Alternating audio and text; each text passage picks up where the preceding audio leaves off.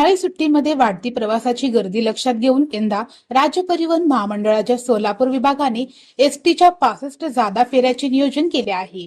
पुण्यासह विविध मार्गावर या बसेस धावणार आहेत।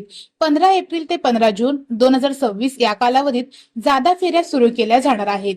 प्रवाशांच्या सोयीसाठी करण्यात आलेल्या सदर विशेष व्यवस्थेचा जास्तीत जास्त लाभ घ्यावा असे आवाहन सोलापूर एसटी विभागाच्या नियंत्रकांनी केले आहे।